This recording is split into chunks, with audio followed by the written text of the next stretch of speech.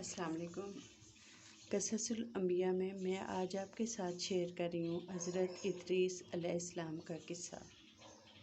हज़रत इदरीस अलैहिस्सलाम हज़रत शीस अलैहिस्सलाम के बेटे हैं और कुरान पाक में आपका नाम अखनू दर्ज है।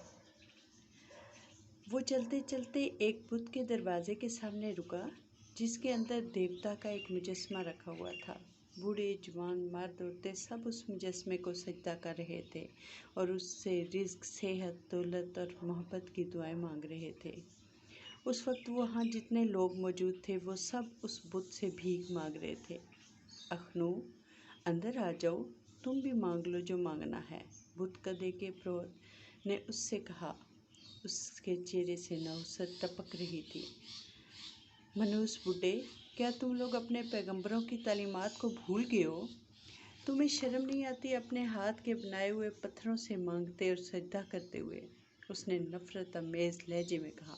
वहाँ मौजूद सब लोग हैरत से उसका मुंह तकने लगे कि आज यारू के बेटे लोगों को क्या हो गया है, क्योंकि इससे पहले उसने मुंह से कभी ऐसी बात ना निकाली थी।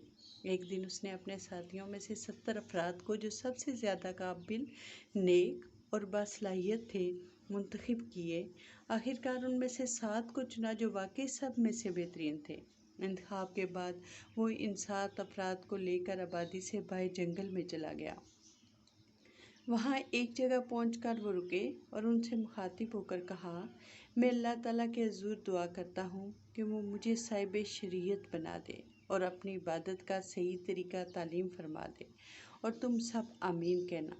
फिर उसके साथियों ने अपने हाथ ज़मीन पर रख कर फैला दिए।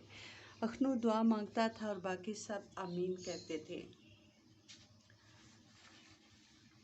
यह सिलसिला काफ़ी देर तक जारी रहा। जंगल की पुरइसरार खामोशी में दुआ और आमीन की आवाज़ों ने अजीब समा बांध रखा था। काफ़ी देर के बाद खुदाए बुज़ुर्ग बरतर ने करम फरमाया। अल्लाह के फरिश्ते हज़रत जिब्रील अलैहिस्सलाम तशरीफ़ लाए और आप अलैहिस्सलाम को मनसब नबूवत से सरफराज फरमाया। अब आप साहिब शरीयत, पैगंबर, मुरसल थे। वापस आकर आपने ऐलान नबूवत फरमाया। साथ ही फ़ौरन आप पर ईमान ले आए और आपके उम्मती बन गए। शहर के बड़े लोग परवरदिगार इकट्ठे हो रहे थे। वो सब कुछ परेशान दिखाई देते थे। ऐसा नज़र आता था जैसे कोई बहुत बड़ी बात हो गई हो, क्योंकि इससे पहले वो लोग एक जगह कभी इकट्ठे नहीं हुए थे। जब सब लोग आ गए तो पेशवा, जो उनका पेशवा था, वहाँ मौजूद लोगों को मुखातिब करके कहने लगा, कल तक वो हमारे बाज़ारों और गली कूचों में घूमा करता था। आज उसने नबूवत का दावा कर दिया है। वो पैगंबर बन बैठा है, हमारे खुदाओं को झूठा कहता है। उसकी तबलीग से बहुत से लोग अपने मज़हब से फिर गए हैं। उसने हमारे बच्चों और अजीज़ों को हमारे ख़िलाफ़ बगावत पर आमादा किया।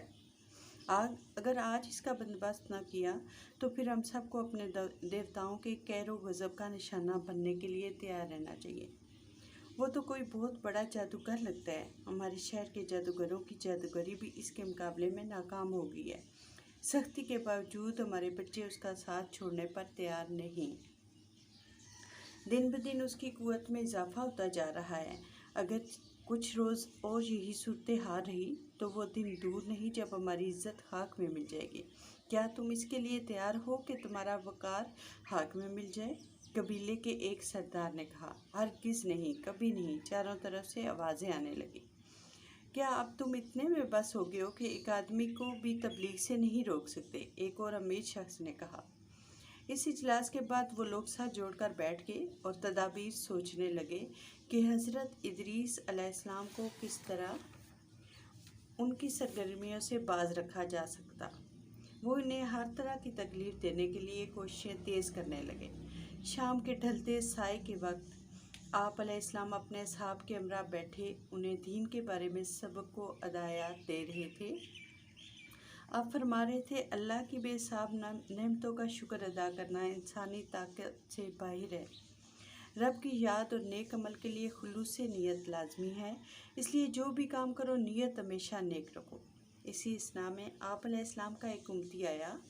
उसने पेशवा के घर पर होने वाले इजलास का जिक्र किया और अर्ज़ किया कि दीन के मुखालफों ने क्या प्रोग्राम बनाया है।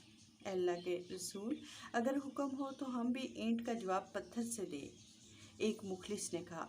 اس پر آپ علیہ السلام نے فرمایا، ہم دین کے دشمنوں کے خلاف جہاد کریں گے، مگر ابھی نہیں۔ تم لوگ کسی بھی موقع پر صبر و استقامت کا دامن نہ چھوڑنا۔ یاد رکھو، اللہ صبر کرنے والوں کے ساتھ ہے۔ آپ علیہ السلام کے دن رات اللہ کی عبادت اور دین کی تبلیغ میں گزرتے تھے۔ جب سے رب کریم نے آپ علیہ السلام کو طریقہ تعلیم عطا فرمایا تھا، اس دن سے دیگر ارکان نماز، روزہ وغیرہ کی ادائیگی کے علاوہ 12,000 مرتبہ روزانہ اللہ تعالیٰ کی تسبیح کرتے تھے۔ وحی کے ذریعے جب آپ علیہ السلام کو بتایا گیا کہ شام کو جب آپ علیہ السلام کے نیک اعمال آسمان پر چڑھتے ہیں تو ان سے زیادہ کسی اور کے اتنے نیک اعمال نہیں ہوتے، تو اس دن سے آپ علیہ السلام نے ذکر و عبادت میں مزید اضافہ فرما دیا۔ رب العالمین آپ علیہ السلام سے راضی اور خوش ہو۔ آپ علیہ السلام کی عبادت و ریاضت دیکھ کر فرشتے بھی رشک کرتے تھے اور اللہ تعالیٰ کے حضور آپ علیہ السلام سے ملاقات کی درخواست کرتے تھے۔ خداوند تعالیٰ کے حکم کے مطابق آپ تبلیغ فرمانے کے لیے مختلف جگہوں اور قبائل میں تشریف لے جاتے تھے۔ ایک دن ایک قبیلے کے لوگوں سے مخاطب ہو کر انہیں بتوں کو پوجنے سے باز رہنے اور خدا کی عبادت کرنے کی ہدایت فرما رہے تھے کہ درمیان میں سے ایک بے ادب اٹھ کر بولا، تم اپنی تقریر بند کرو، ہم کچھ سننا نہیں چاہتے۔ آپ علیہ السلام نے ایک نظر اس کی طرف دیکھا اور پھر لوگوں کو خطاب کرنے لگے۔ اسی اثنا میں ایک پتھر آیا اور آپ علیہ السلام کی مبارک پیشانی پر لگا۔ پتھر کے لگنے سے مقدس خون کے قطرے بہنے لگے۔ آپ علیہ السلام کے صاحب سامنے آ گئے۔ اس کے بعد پتھروں کی بارش ہونے لگی، لیکن کسی کے پایا استقلال میں جنبش تک نہ آئی۔ رک جاؤ بے شرمو، اس وقت کوئی غلط بات نہیں کی گئی۔ پتھر برسانے والوں نے جب دیکھا کہ ان کے قبیلے کے ہی چند لوگ ان کو ڈانٹ رہے ہیں تو رائے فرار اختیار کرنے لگے۔ کچھ ہی دیر میں مجمع منتشر ہو گیا اور وہ لوگ جنہوں نے آپ علیہ السلام کی حمایت کی تھی مان لے آئے۔ کافروں کی انتہائی کوشش یہ تھی کہ وہ آپ علیہ السلام کو تبلیغ سے روک دیں، لیکن اللہ کے دین کو پھیلانے سے کون روک سکتا ہے؟ وہ اپنی طرف سے آپ کے راستے میں روڑے اٹکانے کی بھرپور کوشش کرتے رہے، کیونکہ وہ جانتے تھے کہ اگر انہوں نے حضرت ادریس علیہ السلام کو اللہ کا پیغام اور رسول تسلیم کر لیا تو ان کی اپنی سرداریاں اور لیڈریاں ختم ہو جائیں گی۔ آپ دین کے مطابق لوگوں کو بہت زیادہ تعلیم دیا کرتے تھے، گزشتہ اور آئندہ آنے والے انبیاء کے طریقے اور ان کی تعلیمات کا سبق دیتے تھے۔ لہٰذا پڑھانے کی اس کثرت کی وجہ سے آپ ادریس کے لقب سے مشہور ہوئے۔ آپ اس لقب سے اس قدر مشہور ہوئے کہ اصل نام رفتہ رفتہ بھولتے چلے گئے اور لوگ آپ کو اسی نام سے یاد کرنے لگے۔ حضرت ادریس علیہ السلام بڑے عبادت گزار تھے۔ افطاری کے وقت آپ علیہ السلام کا کھانا بہشت سے آتا تھا اور جو بچ جاتا وہ واپس چلا جاتا تھا۔ ایک دن ملک الموت اللہ کے حکم سے انسانی شکل میں مہمان بن کر آپ کے پاس آئے۔ جب شام ہوئی تو افطاری کے لیے کھانا آیا تو آپ نے مہمان کو پیش کر دیا۔ اس نے کھانے کی طرف ہاتھ تک نہ بڑھایا۔ حضرت ادریس علیہ السلام اس کا حال دیکھ کر متعجب ہوئے اور سوچنے لگے یہ کون شخص ہے۔ دوسرے دن آپ نے مہمان سے کہا، صحرا میں چل کر تم میرے ساتھ اللہ کی قدرت دیکھو۔ وہ ساتھ ہو لیا۔ ایک گندم کے کھیت کے قریب پہنچے تو مسافر نے کہا، چلو اس کھیت سے چند خوشے کھائیں۔ وہ ساتھ ہو لیا۔ رات حلال کھانا تو کھایا نہیں اور اب آرام کھانا چاہتے ہو؟ چلتے چلتے وہ ایک باغ میں گئے، وہاں انگور لگے ہوئے تھے۔ اجنبی مسافر نے انگور کھانے کا ارادہ کیا اور ادھر بڑھا۔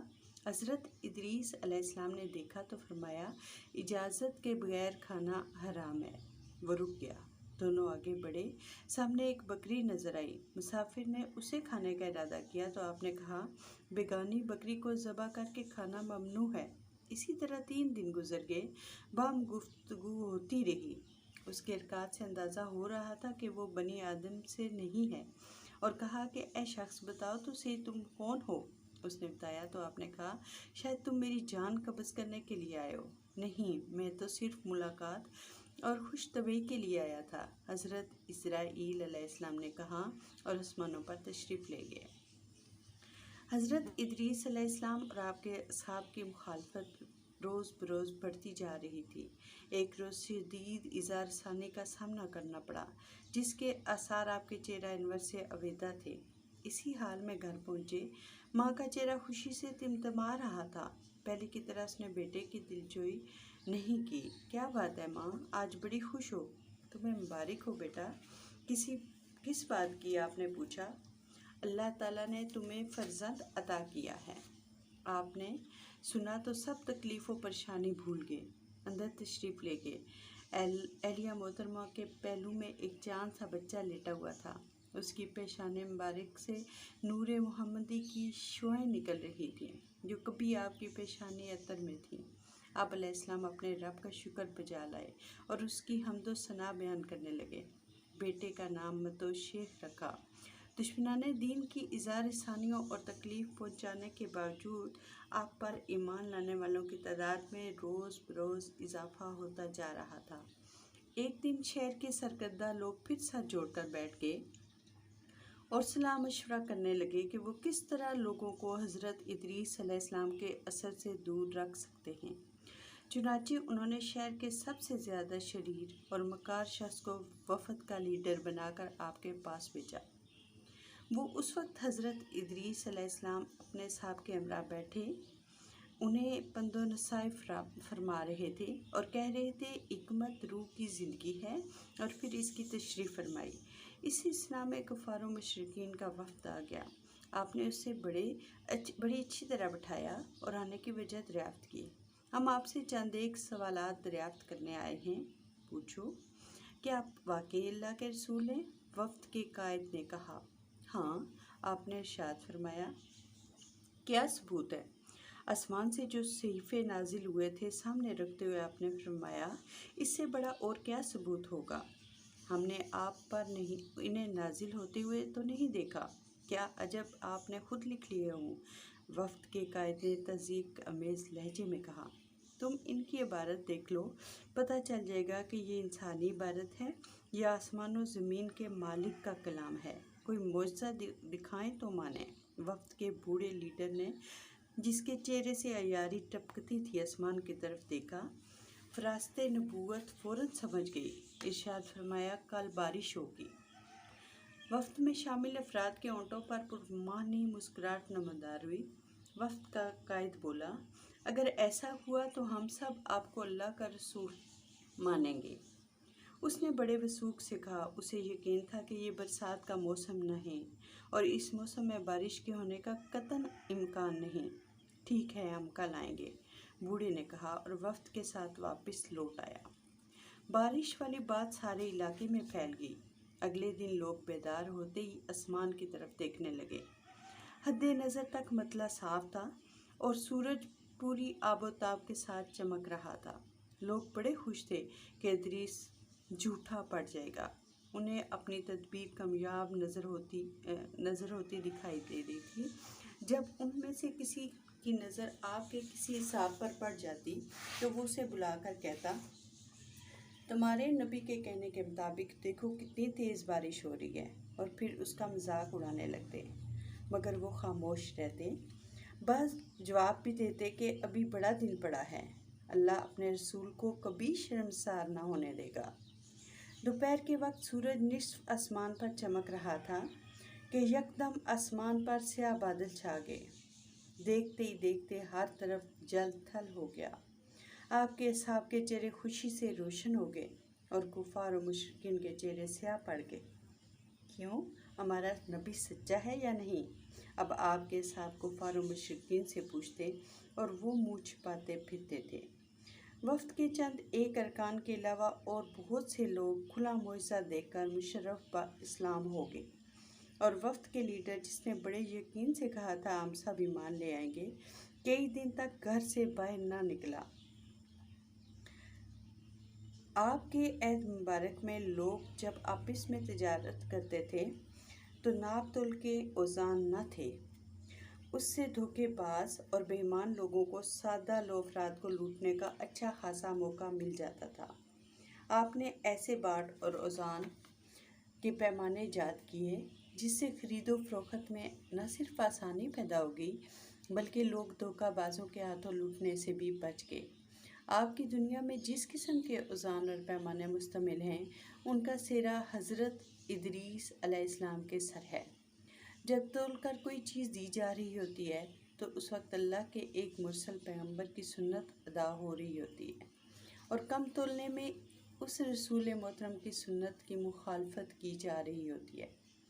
قوم مدین پر عذاب الہی محض اس وجہ سے آیا تھا کہ وہ ناپ تول میں کمی کرتی تھی۔ علم نجوم معجزہ کے طور پر عطا ہوا تھا، جس کا آپ نے اظہار فرمایا۔ علاوہ علم منطق کے آپ موجود تھے، ستاروں اور سیاروں کو پہچانتے اور ان کی رفتار کی معرفت سے بخوبی آگاہ تھے۔ علم نجوم کے خواص اور اصطلاحیں آپ نے بتائیں اور عالم بالا اور دنیا کے تمام حقائق و حقائق اور اسرار و رموز کی واقفیت حاصل کی۔ جب آفتاب کے ایک برج سے دوسرے برج میں منتقلی اور رؤیت ہلال کو اور کواکب کا اپنے مرکز کی طرف رجوع کا وقت ہوتا تو آپ قربانی کرنے کا حکم دیا کرتے تھے۔ رمل کے علم سے بھی آپ واقف تھے۔ حضرت ادریس علیہ السلام کے پیروکاروں کے چہروں سے ان اذیتوں اور تکلیفوں کے آثار نمایاں تھے جو منکرین حق کے ہاتھوں انہیں مسلسل پہنچ رہی تھیں۔ آپ ایک بلند مقام پر کھڑے تھے اور اہل ایمان سامنے بیٹھے تھے۔ آپ نے اپنی زبان مبارک کو جنبش دی اور فرمایا، اب وقت آ گیا ہے کہ راہ حق میں ہجرت کی جائے۔ وطن عزیز و اقارب اور گھر پر چھوڑنا بہت بڑی آزمائش تھا اور بڑا کٹھن تھا۔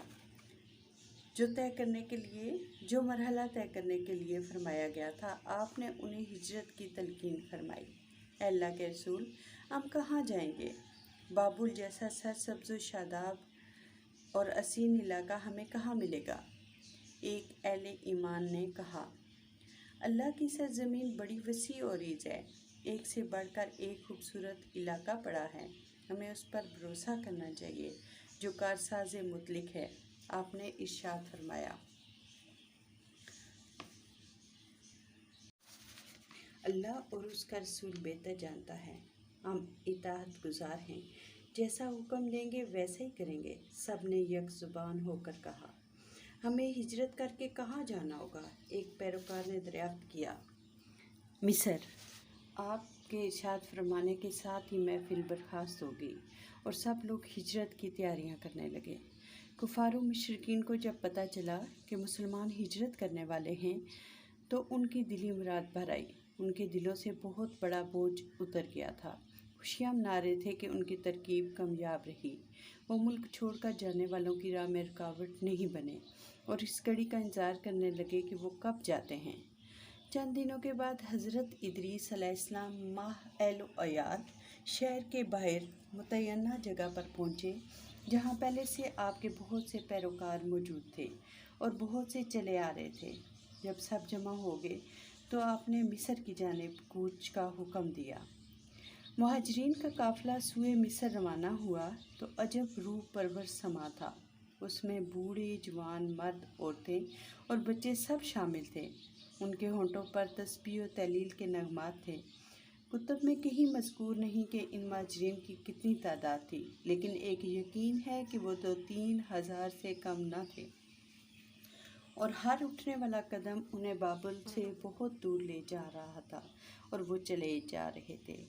ان دنوں مصر میں ستارہ پرستی جاری تھی۔ سب سے بڑا دیوتا آفتاب تھا، جس کو وہ اپنی زبان میں رہ کہتے تھے۔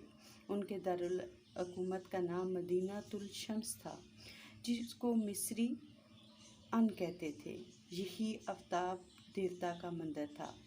بادشاہ آفتاب دیوتا کا بیٹا سمجھا جاتا تھا، اس لیے اس کا لقب رحسیس ہوتا تھا، یعنی ابن شمس۔ یہی سبب ہے کہ سلاطین مصر کو دعویٰ خدائی تھا۔ آفتاب کے دیوتا کے علاوہ مصر میں اور بہت سے دیوتا اور دیویاں تھیں۔ ہر شہر کا ایک خاص الگ دیوتا تھا، پھر شہر کے ہر گھر کے اور گھر کے ہر فرد کا الگ الگ دیوتا تھا۔ سارے ملک میں 19 دیوتا اور 11 دیویاں بڑی تھیں۔ آپ نے یہاں بھی پیغام لائی اور امر بالمعروف اور نہی عن المنکر کا فرض انجام دینا شروع کر دیا۔ کہتے ہیں کہ آپ کے زمانے میں دنیا کے مختلف خطوں میں کل 72 زبانیں بولی جاتی تھیں، جن پر آپ کو کلی عبور حاصل تھا۔ یہ رب کریم کی عطا و بخشش تھی اور حقیقتاً معجزہ تھا۔ جس قصبے، شہر یا قبیلے میں تشریف لے جاتے تھے، وہاں ان کی زبان میں تبلیغ کا فریضہ ادا فرماتے تھے۔ آپ کو پیغمبر سریانی بھی کہا جاتا تھا۔ دراصل آپ کو بت پرستوں کو اللہ کے عذاب سے ڈرانے کے لیے مبعوث فرمایا گیا تھا، جنہوں نے اس دور میں ہر سو کفر و شرک کا بازار گرم کر رکھا تھا۔ ایک دن آپ شہر سے باہر ایک قبیلے میں تشریف لے گئے۔ چند اصحاب بھی ہمراہ تھے۔ ایک درخت کے نیچے بیٹھ گئے۔ چشمِ زدن میں قبیلے والوں میں یہ بات پھیل گئی کہ پیغمبر سریانی تشریف لائے ہیں۔ لوگ رفتہ رفتہ آپ کے گرد جمع ہونے لگے۔ آپ کے نورانی چہرے، رنگ و روپ، پروقار شخصیت اور بادۂ معرفت الہی سے مخمور و سرمگی آنکھیں دیکھ کر قبیلے کے سردار نے دریافت کیا، آپ یہاں کس غرض سے آئے ہیں؟ میں تم کو اللہ عز و جل کا راستہ دکھانے اور اندھیروں سے نور کی طرف رہنمائی کرنے آیا ہوں، آپ نے جواب دیا۔ آپ کس اندھیرے اور کس نور کی بات کرتے ہیں؟ قبیلے کے سردار نے استفسار کیا۔ یہ جو تم بتوں کی پوجا کرتے اور انہیں اللہ تعالیٰ کا شریک بناتے ہو، یہ اندھیرا ہے جو دوزخ اور عذاب دائمی کا راستہ ہے۔ اللہ کی عبادت اور اس کے رسول کی اطاعت نور ہے، جس کا ثمر خدائے واد کی رضا و خوشنودی اور جنت ہے۔ آپ نے ارشاد فرمایا، ہمارے تو 20 خدا ہیں، آپ ان میں سے کس کی بات کرتے ہیں؟ قبیلے کے سردار نے اپنی آنکھیں جھپکتے ہوئے پوچھا، اللہ واحد وہ ہے جس نے زمین و آسمان بنائے ہیں، وہ بے مثل ہے جو دن اور رات کا خالق ہے۔ ہمارے سر بھی اسی کے آگے جھکنے چاہیے، نہ کہ اپنے ہاتھوں سے بنائی ہوئی بے جان مورتیوں کے سامنے، جو اپنے اوپر سے ایک مکھی تک نہیں اڑا سکتے۔ آپ کی یہ باتیں سن کر قبیلے کا سردار اپنے لوگوں سے مخاطب ہو کر بآواز کہنے لگا، میں نے آدم و شیش کے صحیفوں کو دیکھا ہے، ان میں بھی توحید اور اللہ کی عبادت کی باتیں ہیں، اور ادریس علیہ السلام بھی یہی کہتے ہیں۔ اگر ان کے اور ان کے اللہ میں فرق ہوتا تو ان کی باتوں میں اختلاف ہوتا۔ میرا مشورہ ہے کہ ہمیں حضرت ادریس علیہ السلام کے اللہ پر ایمان لینے میں سبقت کرنی چاہیے۔ ہم پہلے بھی تمہارے ساتھ تھے اور اب بھی تمہارے ساتھ ہیں، قبیلے کے لوگوں نے کہا، اور پھر توحید و رسالت پر ایمان لے آئے۔ آپ قریہ قریہ، گاؤں گاؤں، بستی بستی اور شہر شہر جا کر لوگوں کو احکام الہی کے متعلق بتاتے تھے۔ بعض آپ کی بات مان لیتے تھے، اکثر نہیں بھی مانتے تھے، لیکن آپ فرائض کی ادائیگی میں دن رات کوشاں رہے۔ حضرت ادریس علیہ السلام خاموش پسند، سنجیدہ، متین اور انتہائی فکر و غور کرنے کے عادی تھے۔ آپ کے لیے یہ ممکن نہ تھا کہ ہر جگہ خود تشریف لے جاتے، کیونکہ بعض قصبے اور شہر بہت دور تھے۔ لہٰذا آپ غور فرمانے لگے کہ کس طرح جامعیت اور مختصر عرصے میں اللہ کا پیغام دور و نزدیک پہنچایا جا سکتا ہے۔ بالآخر آپ نے فیصلہ فرمایا کہ ہر علاقے سے ان نوجوانوں کو اکٹھا کیا جائے جو مسلمان ہو چکے ہیں، اور ان کو تعلیم دی جائے۔ چنانچہ اپنے پیروکاروں کے ذریعے ان کو اکٹھا کیا گیا اور ان کی باقاعدہ تعلیم و تربیت شروع کر دی۔ دینی تعلیم کے ہم آہنگ آپ نے انہیں علم عدد و حساب سکھایا، مدنی سیاست اور اس کے اصول و قواعد بتائے، حکمت و نجوم و منطق کے نکات واضح کیے، آسمانی صحیفے جو عبرانی زبان میں تھے وہ پڑھائے۔ آپ جانتے تھے کہ ایک نہ ایک دن کفر سے ضرور ٹکر ہوگی، لہٰذا آپ نے اپنے اصحاب کے ساتھ مل کر اسلحہ سازی شروع کر دی اور انہیں عسکری تربیت بھی دی۔ اس طرح تعلیم و تربیت کے ساتھ لشکر بھی تیار ہو رہا تھا، تاکہ اگر ضرورت پڑی تو منکرین حق کو دندان شکن جواب دیا جائے۔ اس دوران میں رشد و ہدایت و تبلیغ کا سلسلہ بھی جاری رہا۔ اے اللہ کے سچے نبی، ہم جہاد کب کریں گے؟ ایک دن نوجوان نے دریافت کیا جبکہ وہ جنگی مشق کر رہا تھا۔ جہاد کے لیے صحیفوں میں اللہ تعالیٰ کا حکم موجود ہے، یہ اسی کے لیے تیاری ہو رہی ہے۔ آپ نے ارشاد فرمایا، چنانچہ جب طلباء تحصیل علم کے بعد واپس اپنے اپنے علاقوں میں جاتے تھے تو وہ نہ صرف مبلغ دین تھے بلکہ اللہ کے سپاہی بھی تھے۔ ان طلباء نے جا کر تعلیم کردہ مدنیت و شریعت کے اصولوں پر شہر اور بستیاں آباد کیں۔ ان کی کم و بیش تعداد 200 کے قریب ہے۔ ان میں سے جو سب سے چھوٹا شہر تھا ان کا نام رہا تھا، جس کا نشان مٹ چکا ہے، لیکن کھنڈرات انوز باقی ہیں، کیونکہ ہر علاقے کے اپنے اپنے آلات ہیں، لہٰذا آپ نے تمام لوگوں کے لیے مناسب قوانین و قواعد مقرر فرمائے تاکہ لوگ اپنی طبیعتوں پر کسی قسم کا بوجھ محسوس نہ کریں۔ بعض قبائل اور قومیں شیطان کے چنگل میں اس طرح گرفتار تھیں کہ وہ حق کی آواز سننا پسند نہ کرتی تھیں۔ اللہ بازی آپ اور آپ کے ماننے والوں کے خلاف محاذ رائی کا منصوبہ بنا رہے تھے، لہٰذا آپ نے لشکر ترتیب دیا اور ان کے خلاف جہاد کا اعلان کر دیا۔ یہ پہلا اسلامی لشکر تھا جو راہ حق میں جہاد کے لیے نکلا تھا۔ سب سے آگے اللہ کے رسول حضرت ادریس علیہ السلام تھے۔ ہر لشکری جذبہ جہاد سے لبریز اور اللہ کی رضا اور اس کے نام کی سربلندی کے لیے جان کا نذرانہ پیش کرنے کے لیے بے چین و مضطرب تھا۔ کفار و مشرکین نے بھی جنگ کی تیاریاں شروع کر دیں۔ ان کے سرکردہ افراد جگہ جگہ جا کر لوگوں کو حضرت ادریس علیہ السلام کے خلاف ابھارتے اور کہتے، خداوند آفتاب کے پروانوں، اب وقت آ گیا ہے کہ تم ان لوگوں کو اپنے علاقے سے نکال باہر کرو جو کل قسم پرسی کے عالم میں بابل سے یہاں آئے تھے اور آج تمہارے خلاف نبرد آزما ہیں۔ الغرض وہ جگہ جگہ جا کر لوگوں کے اندر جوش و خروش پیدا کرتے اور پھر مسلمانوں کے مقابل کفار کا بہت بڑا لشکر میدان جنگ میں اتر آیا۔ دونوں فوجیں آمنے سامنے پڑی تھیں۔ مسلمانوں کو حکم تھا کہ جب تک ان کا رسول نہ کہے جنگ نہ کی جائے۔ اس موقع پر دین کا نظریہ پیش کیا گیا، لیکن انہوں نے رد کر دیا اور کہلا بھیجا، جنگ ٹالنے کے لیے بہانے تلاش نہ کرو۔ کفار کو اپنے مقابلے میں مسلمانوں کی تعداد بڑی کم نظر آتی تھی۔ ان کا خیال تھا کہ ایک ہی حملے میں وہ ان کا صفایا کر دیں گے، لہٰذا بغیر اعلان جنگ کے انہوں نے حملہ کر دیا۔ حضرت ادریس علیہ السلام خاموش کھڑے ان کی طرف دیکھتے رہے۔ مسلمان مضطرب تھے کہ وہ بھاگ کر کفار پر ٹوٹ پڑیں، مگر اطاعت رسول نے قدموں کو جکڑے رکھا، اور جب حکم ملا تو مسلمان دشمن پر اس جذبہ جوش کے ساتھ حملہ آور ہوئے کہ انہیں باور کرنا پڑا کہ مسلمانوں پر آسانی سے غلبہ نہیں پایا جا سکتا۔ گھمسان کا رن پڑا۔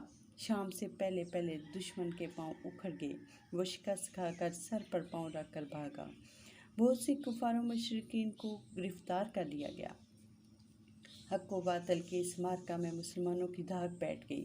روز افزوں باطل کا زور ٹوٹنے لگا۔ آپ کے حسن سلوک سے رفتہ رفتہ باطل نے آپ کی مخالفت چھوڑ دی۔ اگرچہ دلوں میں ان کے خلاف زہر بھرا ہوا تھا، آپ نے ہر سمت اسلامی لشکر روانہ کیا۔ جنہوں نے اطاعت قبول کر لی ان کے ساتھ آسانیاں برتی گئی، اور جو مقابلے پر آئے ان سے جنگ کی گئی۔ بابل، جہاں سے آپ کو ہجرت کرنے پر مجبور کر دیا گیا تھا، اس نے بھی اپنے مذہب پر رہتے ہوئے اطاعت قبول کر لی۔ عمائدین شہر، پروت، بااثر افراد، لیڈر اور قبیلوں کے سردار سب آپ کے سامنے سرنگو کھڑے تھے۔ آپ نے طاہرانہ نظر ان پر ڈالی اور فرمایا، میں وہی ادریس ہوں جس کو تم نے اذیتیں اور تکلیفیں دے کر ہجرت پر مجبور کیا۔ اب بتاؤ تمہارے ساتھ کیا سلوک کیا جائے۔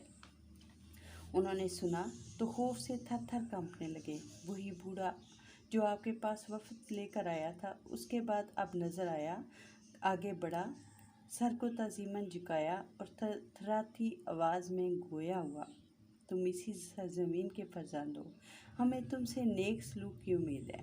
سب لوگ امید افزا نظروں سے حضرت ادریس علیہ السلام کی طرف دیکھنے لگے۔ میں تم سے انتقام نہیں لوں گا، شاید اللہ تعالیٰ تمہیں ہدایت نصیب کر دے۔ آپ نے ارشاد فرمایا تو ان کے چہروں پر جہاں مردنی کے آثار تھے رونق آ گئی۔ اس موقع پر کئی لوگ داخل اسلام ہوئے، مگر اکثریت گمراہ رہی۔ تھوڑے عرصے میں خطے میں زمین پر بسنے والے اور جزائر میں رہنے والے سب آپ کی مطیع و فرما بردار ہو گئے۔ اب آپ کی حکومت ساری دنیا پر تھی۔ حضرت ادریس علیہ السلام کی تربیت یافتگان میں سے جو علم و فضل میں صاحب کمال تھے، وہ اور دوسرے اصحاب بیٹھے تھے۔ آپ تشریف لائے تو سب تعظیماً اٹھ کھڑے ہوئے۔ تھوڑی دیر تک سکوت رہا، پھر آپ نے فرمایا، میں نے قطع عالم کو 4 حصوں میں تقسیم کر دیا ہے اور چاہتا ہوں کہ ہر حصے پر ایک حاکم متعین کر دوں تاکہ وہ وہاں کی سیاست کا ذمہ دار ہو۔ یہ کہہ کر آپ پھر خاموش ہو گئے اور حاضرین کی طرف دیکھنے لگے۔ سب چپ تھے۔ اس کے بعد آپ نے یلادس، زوس، سکلبوس اور لبیلوس کا نام پکارا۔ وہ اٹھ کر سامنے آ گئے۔ آج سے تم اپنے اپنے علاقوں کے حاکم ہو۔ اور پھر بتایا کہ کون کس حصے کا بادشاہ ہوگا۔ اے اللہ کے رسول، آپ کہتے ہوئے ہاں یہی حکم ہے، آپ نے فرمایا تو وہ چپ ہو گئے۔ آپ بات کو ذہن نشین کر لو کہ تمام قوانین سے مقدم شریعت کا وہ قانون ہوگا جس کی تعلیم وحی الہی کے ذریعے میں نے تم کو دی ہے۔ آپ نے پرجلال انداز میں کہا، ایسا ہی ہوگا یا رسول اللہ۔ پھر آپ نے دوسروں کو مخاطب کر کے ارشاد فرمایا، احکام شریعت کے نفاذ کے لیے پیغمبر کی جانب سے جو بادشاہ مقرر کیے جائیں ان کی اطاعت کرو اور اپنے بڑوں کے روبرو پست رہو۔ یہ حکم سب تک پہنچا دو۔ سب نے تسلیم خم کر دیا۔ حضرت ادریس علیہ السلام تمام امور سے فراغت کے بعد عبادت و ریاضت میں مصروف ہو گئے۔ اس دوران میں آپ کی حکومت و سلطنت کے ایک رکن نے مصر میں گنبد حرمہ تک تعمیرات کا سلسلہ شروع کیا تو آپ وہاں تشریف لے گئے اور تمام دنیا کی سیر کے بعد واپس تشریف لے آئے۔ دوران تبلیغ آپ اپنے پیروکاروں کو آنے والے انبیاء کی بشارت دیا کرتے تھے، طوفان نوح کے بارے میں بتایا کرتے تھے اور اس سے محفوظ رہنے کا طریقے بھی بتاتے تھے۔ آپ کے دل میں حیات ابدی کی تمنا پیدا ہو چکی تھی۔ ایک دن دھوپ کی تمازت سے آپ کو سخت تکلیف پہنچی۔ دل میں خیال گزرا کہ تھوڑی سی دیر میں دھوپ کی شدت سے میرا یہ حال ہو گیا ہے، اس فرشتے پر کیا گزرتی ہوگی جو نہ جانے کتنے ہزاروں سالوں سے اس پر مقرر ہے۔ آپ نے برگاہ حمدیت میں دعا کی، اے باری تعالیٰ، اس کے بوجھ کو ہلکا فرما اور سورج کی گرمی کو اس کے لیے کم فرما دے۔ دعا کو شرف قبولیت بخشا گیا اور اس فرشتہ کے مصائب میں کمی کر دی گئی۔ جب فرشتے کو سکون حاصل ہوا تو وہ سوچنے لگا اور پھر اللہ تعالیٰ کی بارگاہ میں عرض کی، اے خالق ارض و سما، یہ جو تم نے مجھے سکون عطا فرمایا ہے اس کی وجہ کیا ہے؟ اللہ تعالیٰ نے ارشاد فرمایا، میرے بندے ادریس کی شفقت کا نتیجہ ہے جس نے تیرے لیے دعا کی تھی۔ فرشتے نے سنا تو آپ کی ذات سے اسے عقیدت و محبت ہو گئی۔ ایک دن عرض کیا، اللہ تعالیٰ مجھے ادریس سے ملاقات کا شرف اور قوت و دوستی کی عزت عطا فرما۔ دعا قبول ہوئی اور وہ فرشتہ ملاقات کے لیے آیا اور پھر وہ کبھی کبھی ملنے کے لیے آ جاتا تھا۔ ایک دن آپ تشریف فرما تھے کہ وہ فرشتہ آ گیا۔ آپ نے اس سے پوچھا، تمہاری جبرائیل علیہ السلام سے بڑی دوستی ہے؟ ہاں۔ کہا، تم میرے بارے میں ان سے ایک درخواست کر سکتے ہو؟ فرشتے نے کہا، کیا؟ اسے کہو کہ میری روح قبض کرنے میں تاخیر کر دے تاکہ میں بقیہ زندگی خوب اطاعت و عبادت میں گزار دوں تاکہ روز قیامت پریشان نہ ہوں۔ فرشتے نے سنا تو کہا، اے دوست، تم کو اللہ کا یہ فرمان یاد نہیں کہ جب موت آتی ہے تو وہ آگے پیچھے نہیں ہوتی؟ مجھے یاد ہے، مگر تم بات کر کے تو دیکھو۔ آپ نے جب زور دیا تو فرشتے نے بارگاہ رب العزت میں حضرت ادریس علیہ السلام کی گفتگو کے بارے میں کہا۔ اللہ تعالیٰ نے فرمایا، ادریس کو ملک الموت کے پاس لے جاتا، وہ جا کر خود اس سے بات کر لے، اور وہ تو ایسا فرشتہ ہے جو میرے حکم کے بغیر دائیں بائیں جانب دیکھتا بھی نہیں۔ حکم خداوندی پا کر فرشتے نے اپنے پر کھولے اور کہا، اے نبی مکرم، آپ میرے پروں پر آ جائیں۔ آپ بیٹھ گئے تو فرشتہ پرواز کر کے اپنی منزل آفتاب پر پہنچا، وہاں انہیں چھوڑا اور خود حضرت اسرائیل علیہ السلام کے پاس گیا اور کہا، میرے دوست ادریس کی خواہش ہے کہ اس کی روح تاخیر سے قبض کی جائے۔ حضرت اسرائیل علیہ السلام نے کہا، یہ تو میرے لیے ممکن نہیں، اتنا کر سکتا ہوں کہ اس کی روح قبض کرنے سے پہلے تمہیں بتا دوں۔ یہ کہہ کر حضرت اسرائیل علیہ السلام نے رجسٹر دیکھا تو کہا، تعجب ہے، وہ اب تک زندہ ہے؟ یہاں تو لکھا ہے اس کی موت آفتاب کے قریب ہوگی۔ کہاں ہے وہ؟ میں اسے آفتاب کے پاس چھوڑ کر تمہارے پاس آیا ہوں، جا کر دیکھو، وہ وصال پا چکے ہیں۔ فرشتہ واپس گیا تو دیکھا آپ کی روح کب سے عنصری سے پرواز کر چکی تھی۔ ملائکہ نے آپ کا جنازہ پڑھا۔ سورہ مریم میں اسی بارے میں کہا گیا ہے کہ اللہ تعالیٰ نے آپ کا مقام بلند کیا۔